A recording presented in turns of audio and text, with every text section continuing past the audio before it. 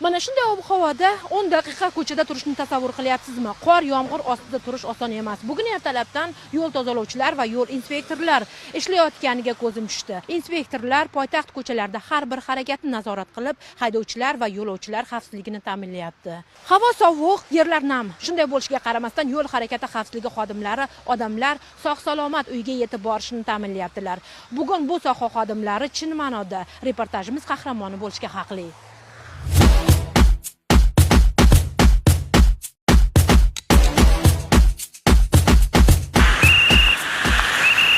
Biz hozir qarab o'tyapmiz, siz va yo'l tozalovchilar faqat ko'chada ishlayapti. Shunaqa payti fuqarolarimiz, xalqimizga yordamimiz tegsa biz xursand bo'lamiz. Endi biz chiqmasak bo'lmasa kerak. Sababi bu yerda tirbandliklar bo'ladi.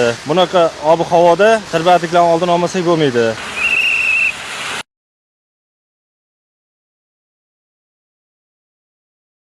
Qanchadan beri turibsiz bu ko'chada hozir? Ertalab 6 dan beri.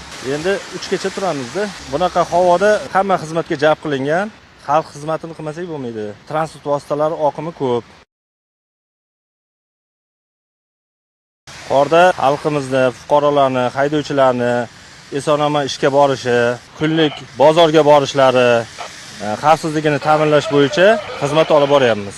O'zimiz mana kiyinganmiz, qalin kiyinganmiz, sapoklarda, plashnakitga suv o'tkazmaslik uchun. Odamlar mehnatsiz qadriga yetadimi? Yetadi, albatta. Duo qilib ketadi yosh kattalar, haydovchilar, fuqarolar, piyodalar to'xtab rahmat aytib ketishyapti.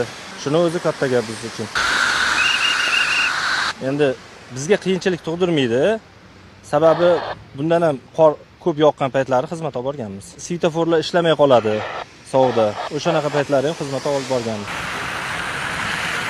Oldin bo'ldi-yu, anaman sovuq. O'shanda turganmiz, xizmat olib borganmiz. Sovuqda svetoforlar ishlamay qolgan. O'shanaqa holatlarda ham xizmat olib borganmiz. Yo'q, biz uchun og'ir emas bu. Biz uchun sharaf bu. Biz har doim mana shunaqa havoda ham yosh kattalar to'xtab, mana duo qilib ketyapti. Ota-onangizga rahmat deb. Biz shuni eshitsak g'ururlanamiz, faxrlanamiz, kuch olamiz shundan.